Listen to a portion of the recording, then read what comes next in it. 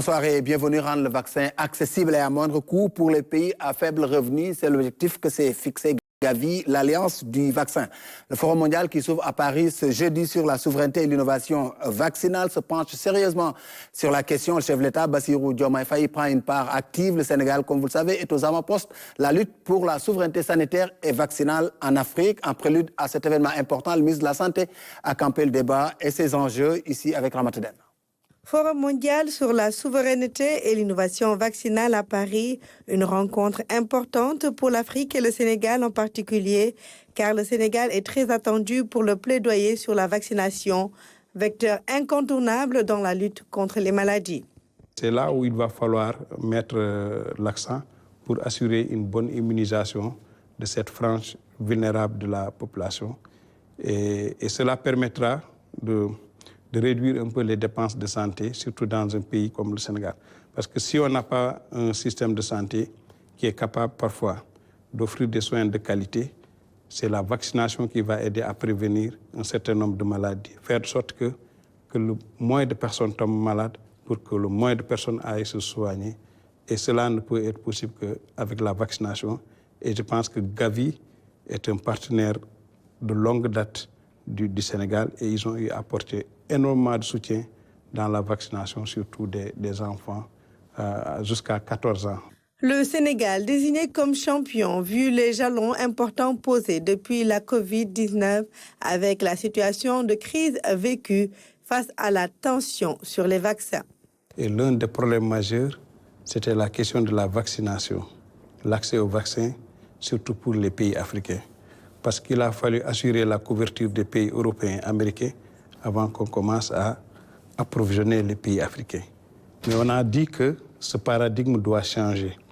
Et pour changer ce paradigme, il faut aider à la relance de la vaccination, de la production de vaccins au niveau des pays africains. Et c'est cela qui explique la rencontre qui va se tenir le 20 juin à Paris, sous la houlette du gouvernement français, de l'organisme Gavi qui s'occupe des vaccins, de l'Union africaine et des partenaires techniques et financiers. Et le président est appelé à être un champion pour assurer un plaidoyer par rapport à la production de vaccins, surtout dans un pays comme le Sénégal ou l'Afrique du Sud, qui va se charger après d'alimenter tous les autres pays africains. Un financement d'1 milliard de dollars américains attendu, soit plus de 500 milliards de francs CFA, pour que des pays africains tels que le Sénégal réussissent sa souveraineté dans la production de vaccins. Ceci grâce à Gavi, l'Alliance pour les vaccins, qui depuis sa création en 2000 a permis de vacciner plus de 981 millions d'enfants et éviter plus de 16 millions de décès futurs. Plus d'1 milliard pour démocratiser le vaccin en Afrique. Avec moi sur ce plateau, professeur médecin général Mame Thierno Dieng, ex-directeur général de l'hôpital principal de Dakar. Bonsoir. Bonsoir, Ousmane. Oui, nous venons de suivre cet élément de Ramataden avec le ministre de la Santé sur un peu les enjeux de ce forum qui s'ouvre demain à Paris. Si on devait les camper, quels seraient selon vous les enjeux dans tel sommet aujourd'hui? Oui, je pense qu'il faudrait d'abord que tu me laisses te remercier de m'avoir invité et de me donner l'opportunité de parler d'un sujet qui fait l'actualité, surtout par rapport à l'événement qui se passe à Paris. Mais aussi te féliciter, non pas tant pour le professionnalisme, mais par la contribution importante que vous apportez dans les efforts d'éducation de nos populations. Si on revient basiquement en santé publique, quand on parle de prévention des maladies, il y en a deux.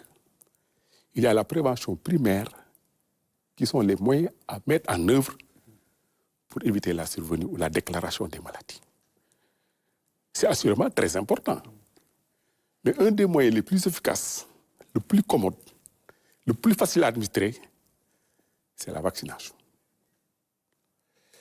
Mais effectivement, l'Afrique a été très vulnérable par rapport à la vaccination dans des contextes de grandes épidémies comme ce qu'on a vécu.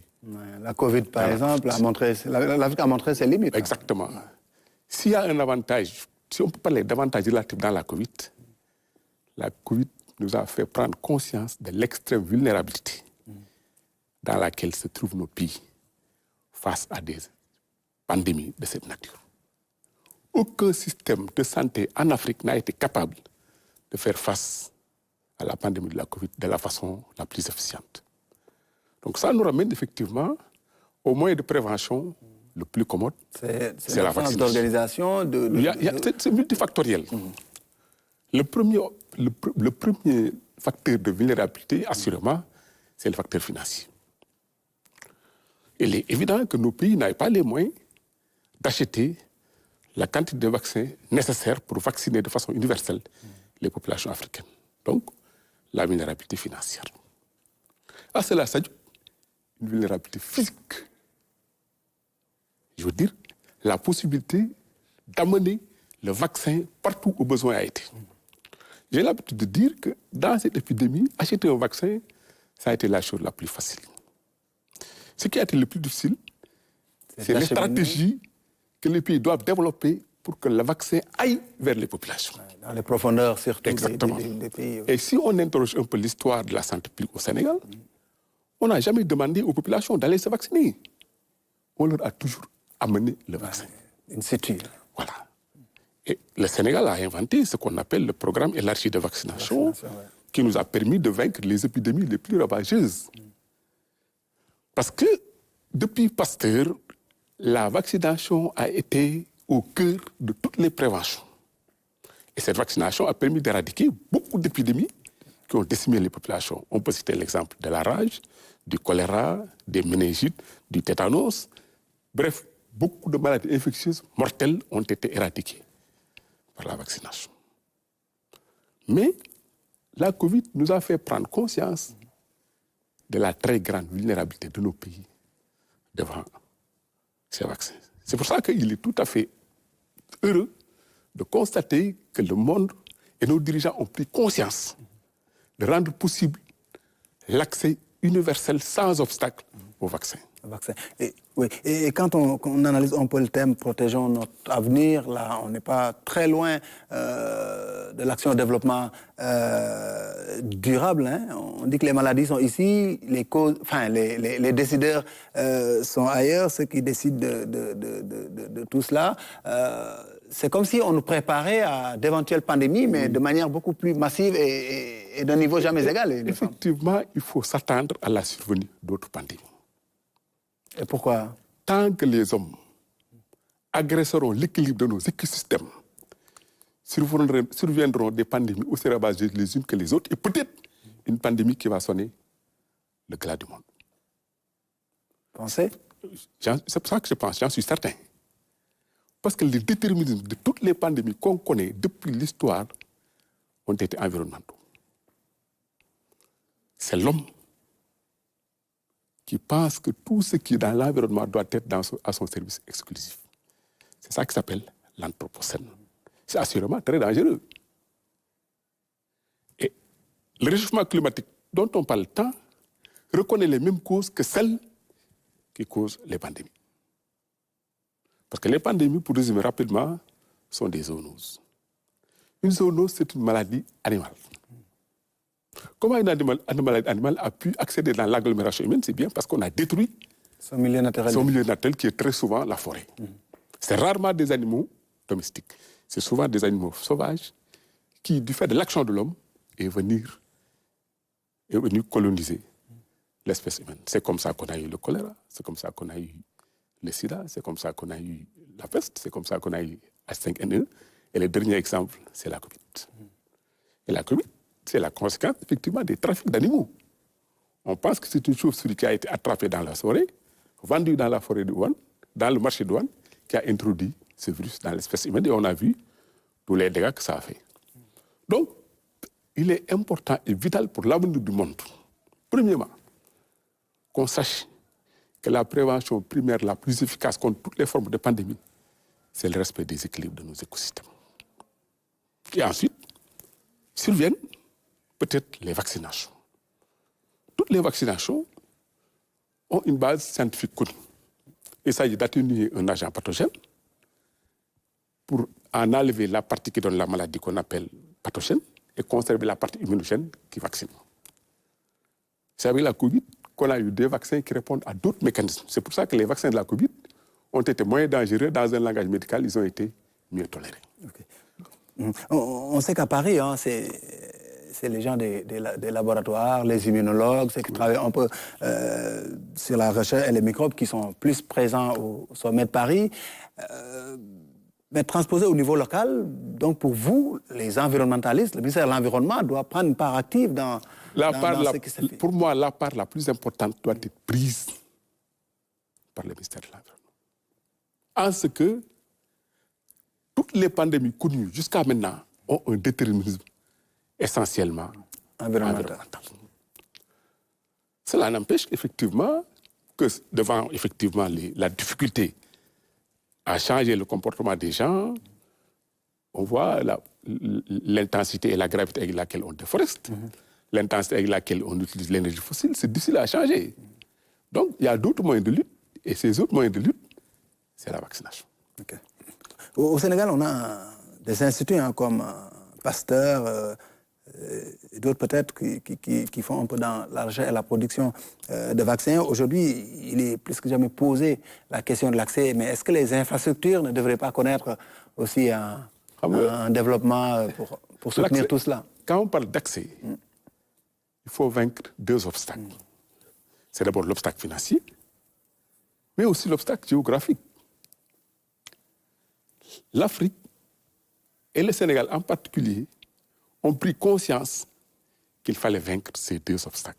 Et pour vaincre l'obstacle financier, il faut produire localement les vaccins. Pourquoi? Parce que quand on le produit à l'étranger, rien que le coût du transport pour l'amener ici peut coûter très cher. Le respect des conditions de conservation pour l'intégrité du vaccin coûte tout aussi cher. Parce qu'un vaccin, on ne le transporte pas n'importe comment. Il y a une température dans laquelle on doit la conserver, sinon ça se dénature. Donc, pour vaincre l'obstacle financier, il faut promouvoir largement la production locale de vaccins. Et de ce point de vue, effectivement, le Sénégal peut être considéré comme un pays pionnier, grâce effectivement aux efforts que l'Institut Pasteur a fait pour rendre possible la production locale des vaccins. Ensuite, il faut mettre en jeu des moyens financiers énormes pour pouvoir faire parvenir au vaccin à toutes les cibles qui en ont besoin. La Covid, la vaccination a été rendue facile parce que simplement c'est un phénomène essentiellement urbain. C'était les grandes agglomérations humaines qui étaient affligées. Et dans les derniers instants, on a imaginé les équipes mobiles, les vaccinodromes qui ont augmenté la couverture vaccinale. Mais il est attendu que d'autres pandémies plus graves, plus étendues, surgissent. C'est dans l'avenir. Et c'est pour ça qu'il est pertinent effectivement de s'intéresser à la préservation de l'intégrité de l'humanité. Et au cœur des moyens se trouve la vaccination. Mais aussi changer le discours qui doit aller vers les populations. On a vu tous les stéréotypes qui sont développés pendant la Covid, les théories du complot qui entourent un peu l'histoire du vaccin. Est-ce qu'aujourd'hui, les gens n'ont pas peur de recevoir ces vaccins? Ça, ce n'est pas propre à la Covid. Si on interroge la médecine, en Afrique, un des obstacles, effectivement, de l'universalisation du vaccin était un obstacle socio-culturel. On connaît des pays en Afrique où les gens ont fait des théories qui ont empêché aux populations de se vacciner contre une maladie grave qui est la poliomyélite entéro-aiguë. Si elle est réapparue dans certains pays d'Afrique, c'est parce qu'effectivement, il y a eu cette campagne anti-vaccinale. Pour la Covid aussi, on a vu des campagnes anti-vaccins, on a vu des dénis, parce que ce n'est pas du coronatoscepticisme. Pour moi, c'est du déni. Parce qu'on ne peut pas ne pas croire à quelque chose que les faits scientifiques ont prouvé. Donc, il y a aussi la guerre des laboratoires.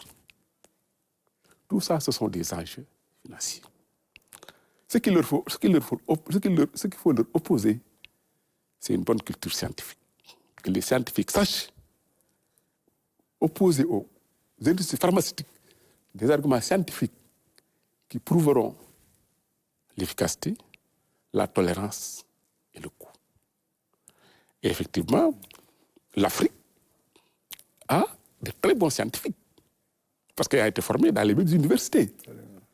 Donc on n'a rien à envier à un quelconque scientifique. L'Afrique, c'est d'abord et avant tout une vulnérabilité financière. Ensuite, la vulnérabilité physique et la vulnérabilité sécuritaire. Parce qu'il y a beaucoup de zones d'Afrique qui sont aujourd'hui sujettes à des conflits qui rendent impossible l'accès à des vaccinateurs. Ils ont même développent rapidement des épidémies. Il y a même des agents qui ont été assassinés dans certains pays parce qu'ils sont allés dans des zones à risque. Mais si l'humanité aujourd'hui a pris conscience de l'importance de vacciner tout le monde, c'est parce que l'humanité a compris aussi qu'en se protégeant seule, elle ne se protège pas. Et surtout l'Afrique, qui reste plus que jamais vulnérable. On ne pollue pas ici, on n'agresse pas trop l'environnement, mais ce qui agresse l'environnement de l'autre côté est le climat. Nous, en tout cas, nous payons ici les pots qu'on n'a pas cassés forcément. Exactement. Aujourd'hui, les pays qui contribuent plus au réchauffement climatique en subissent les moindres conséquences. J'ai l'habitude de dire que l'Afrique est victime d'une injustice climatique. Parce que nous ne sommes pas producteurs de beaucoup de gaz à effet de serre. La principale source de gaz à effet de serre, c'est l'énergie fossile. Les fossiles, c'est le pétrole et le gaz. Et nous savons très bien que l'Afrique, peut-être, a commencé à être un pays de producteurs de pétrole, mais ceux qui produisent énormément le pétrole, ce sont ceux-là qui aggravent le réchauffement climatique et contribuent moins à la lutte. Si vous voyez, il y a un certain pays qui est très puissant, à un moment donné, il est sorti de la COP pour simplement ne pas contribuer. Les États-Unis. Maintenant, pour revenir en Afrique, par rapport au vaccin, si l'Afrique veut rendre accessible au vaccin, la première chose, c'est de promouvoir et de promouvoir largement la production locale. Et que nos budgets puissent être aussi adaptés aux besoins des vaccins. Le troisième facteur, c'est un peu plus compliqué parce qu'il faut prévoir aussi la stabilité politique et sécuritaire. C'est important. Ça, c'est des éléments aussi qui déterminent les chutes. Et ça me donne envie de vous demander à ce niveau-là, selon vous, quel devrait être le plaidoyer que le chef de l'État devrait porter devant la communauté scientifique et internationale, quand on sait que il n'y a que l'Occident qu'on voit autour de cette question du financement, les États-Unis, l'Union européenne, le Japon, la Corée du Sud, on n'a pas vu l'Union africaine. Le plaidoyer va de lui-même. Je pense que la première chose à faire comprendre, c'est que l'Europe, si elle se protège seule, elle ne s'en sortira pas. Parce que le déplacement des hommes est inarrêtable. Vous voyez toutes les énergies que les gens déploient pour pouvoir se déplacer. Donc, ce n'est pas en se recouvrant sur elle-même, en protégeant ces populations, qu'elle se protège. C'est en promouvant les conditions d'une résilience sanitaire. Exactement, parce que le sida nous l'a appris. L'Ebola nous a appris. La Covid nous l'a appris. Le virus ne connaît pas les frontières. Voilà. Et l'OMS ne s'est pas trompé quand il envoie le terme de One Health, une seule santé, qui implique la santé des hommes, celle des animaux et celle de la nature. Donc aujourd'hui, l'Europe a grandement intérêt à aider l'Afrique financièrement pour produire localement ces vaccins. Et l'Afrique aussi, qu'est-ce qu'elle doit faire L'Afrique doit faire une chose. On ne voit pas l'Union africaine dans cette problématique. L'Union africaine se voit déjà dans le Gavi. Le Gavi, c'est une initiative qui est née en 2000, qui a effectivement préservé beaucoup d'enfants de maladies épidémiques graves, principalement la poliomyélite entérérique. Tous les enfants, tous les adultes que vous voyez avec des séquelles qui compromettent leur intégrité physique sont la conséquence de la poliomyélite entérérique. Donc l'Afrique doit travailler pour produire localement ces vaccins. L'Afrique doit travailler pour mettre en place une stratégie qui permette à ce que les populations, quel que puisse être leur lieu de résidence, puissent accéder à des vaccins intègres. Le vaccin intègre, quand il a été... Vous entendez quoi? Qu'est-ce que vous entendez par vaccin intègre? C'est-à-dire que c'est le vaccin qui n'a pas été dénaturé par non-respect des conditions de conservation. Et intégrité, il faut l'entendre au terme d'intégrité chimique. Pour que le vaccin soit efficace, il faut qu'il ait une intégrité chimique. Laquelle intégrité chimique est déterminée par les conditions de température dans lesquelles... Est-ce qu'on a ces conditions ici chez nous? On les a.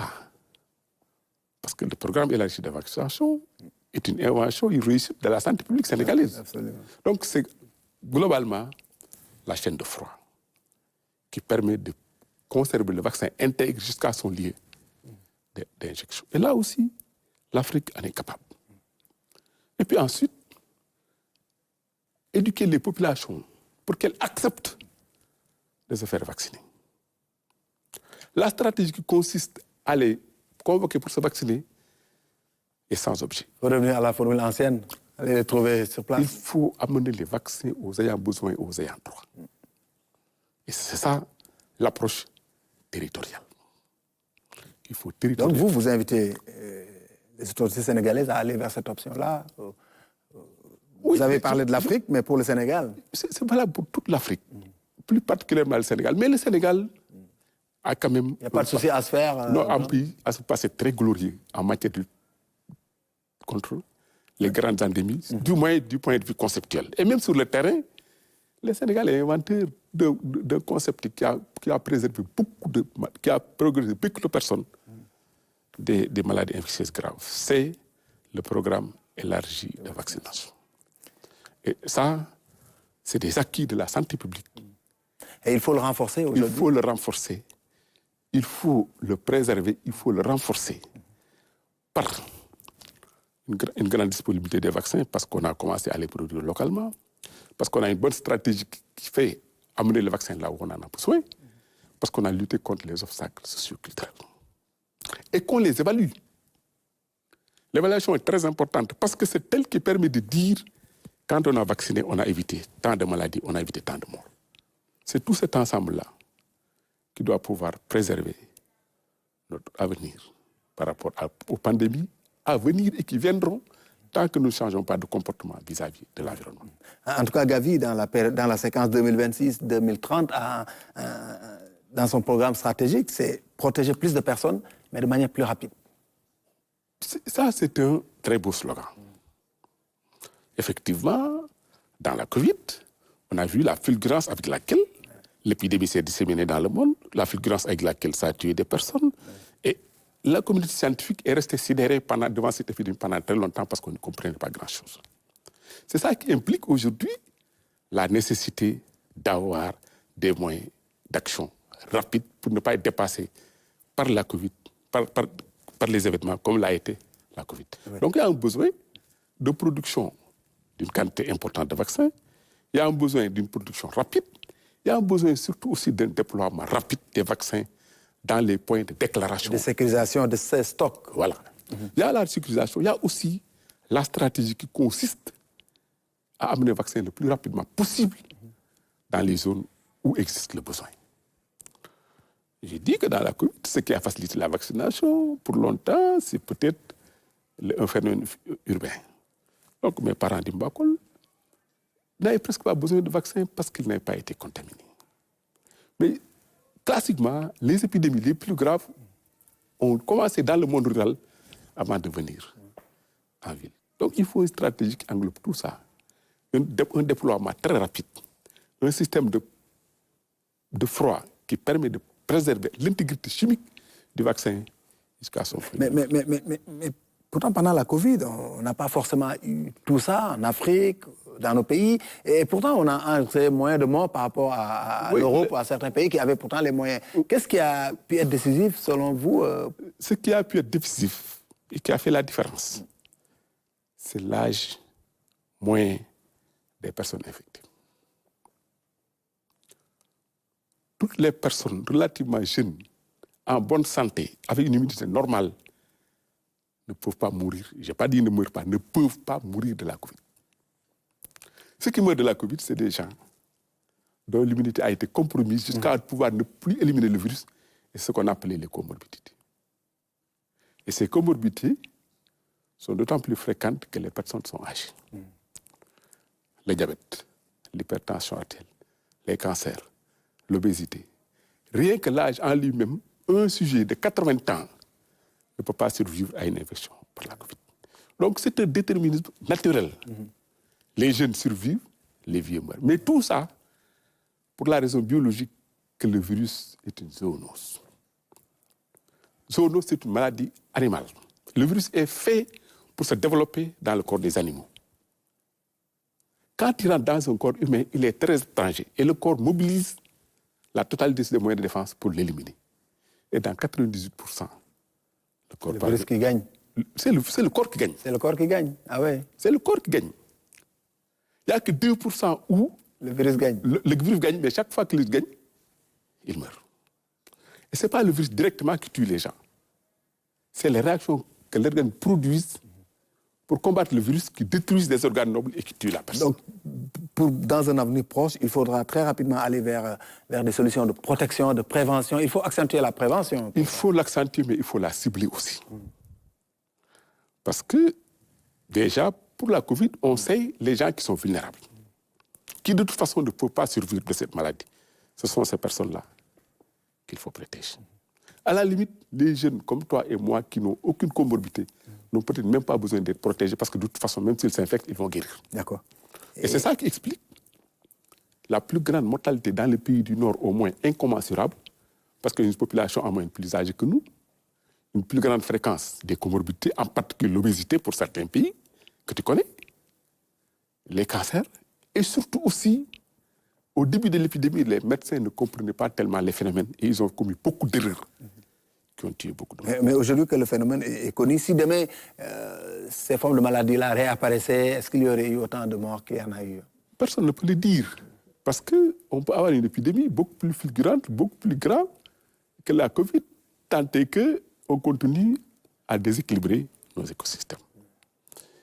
Mais comme les mêmes causes produisent les mêmes effets, il est pertinent que les gens se préparent face à ces épidémies. Et la bonne préparation, c'est d'abord protection de l'environnement, de la l'écosystème, culture du respect de l'équilibre des écosystèmes. Et ça, il faut le faire dès le jeune âge. Parce que nous, les adultes, là, je pense que c'est foutu pour nous. Les vaccins ne sont pas forcément la clé. Les vaccins, c'est un des moyens de la prévention primaire. Quand on dit prévention primaire, c'est ce qu'il faut faire pour empêcher la survenue de la maladie. Je te disais tout de suite que dans la Covid, il n'y a pas que le vaccin qui a fait disparaître la maladie. Le principal facteur a été l'installation d'une immunité de groupe à la faveur du mutant dit Omicron, dont on sait que ça a infecté, mais ça ne rendait pas malade, mais ça permettait de se défendre. Donc c'est ce vaccin-là, ce mutant-là qui a vacciné naturellement les populations, et ça s'est ajouté au vaccin artificiel biologique dont on a dit que ça ne protégeait pas contre les infections, ça protégeait contre la survenue des formes graves. Donc pour des pays comme les nôtres, où plus de la moitié de la population est jeune, des initiatives comme celle que porte Gavi sont salutaires pour l'avenir de... Les initiatives de Gavi sont les plus salutaires, parce que Gavi a protégé la population la plus vulnérable, qui sont les enfants. Les enfants, parce que les enfants, d'une façon générale, sont très vulnérables devant toutes les maladies, et surtout les grandes maladies infectieuses. Et la mortalité infanto-juvénile en Afrique était même un critère de développement ou de sous-développement. Donc l'action de Gavi a été ciblée. Mais ce que nous avons appris de la Covid doit aussi induire un changement de paradigme et de stratégie chez nous. Ce ne sont pas seulement les enfants, ce sont les adultes et maintenant plus les personnes âgées avec des comorbidités qui sont liées à des maladies non transmissibles, qui par définition sont des maladies chroniques, donc d'évolution longue, et coûteuses. Et quand les gens ont ces comorbidités, s'ils s'infectent par la Covid, ils ne peuvent pas survivre. En Europe, il est arrivé que les gens triaient les malades.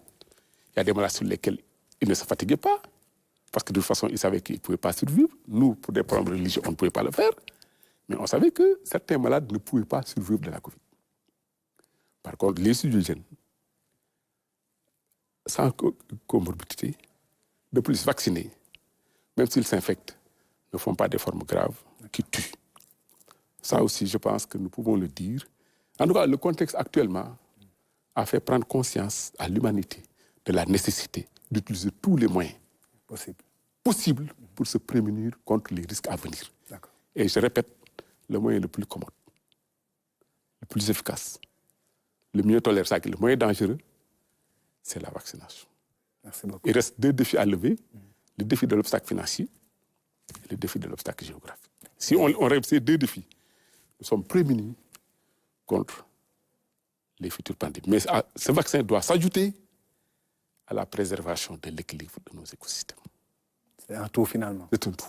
Merci beaucoup. Merci, c'est moi qui vous Professeur, médecin général Mame Thierno Dieng, ex-directeur général de l'hôpital principal de Dakar. Le point ce soir est fini. Rendez-vous mercredi prochain dans d'autres questions d'actualité.